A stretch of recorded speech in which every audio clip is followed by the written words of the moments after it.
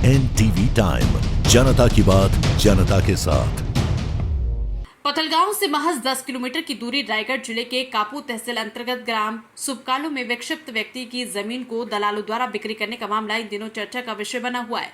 जहां एक तरफ जमीन की रजिस्ट्री हाल ही में हुई, वहीं पटवारी द्वारा उक्त जमीन की रजिस्ट्री के साथ ही पोती नामांतरण का प्रकरण बकायदा दर्ज किया गया। सूत्रों से मिली जानकारी के अनुसार जमीन सुबकलो निवासी सनकुवर पिता परसराम और पंचराम पिता परसराम की है, जो कि पंचराम विक्षिप्त है, जो कि गांव में घूमते रहता है कि जिसे किसी तरह सिसरिंगा के दलाल द्वारा 6.44 एकड़ की जमीन को जमीन मालिक से 7.5 लाख रुपए का सौदा होना बताया। वहीं जमीन मालिक को दलाल द्वारा 2,20,000 रुपए दिया गया। बाकी शेष राशि को भी दलाल द्वारा ही अपने पास रख लिया गया।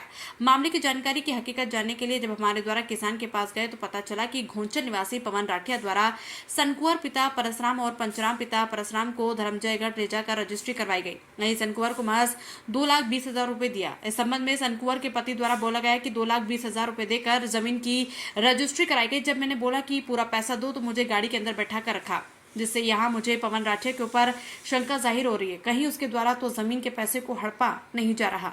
इसमें यह बात अब सामने निकल कर आ रही कि कैसे जिस जमीन का पोती नामांतरण प्रकरण दर्ज है वहीं उसी जमीन की रजिस्ट्री भी हो गई। वहीं विक्षिप्त व्यक्ति का चुपचाप जमीन रजिस्ट्री कर दी गई।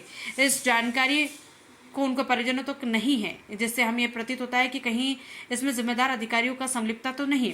NK सिन्हा तहसीलदार कापू मामले में मेरे संज्ञान में आया है। मेरे द्वारा मामले की जांच की जा रही है।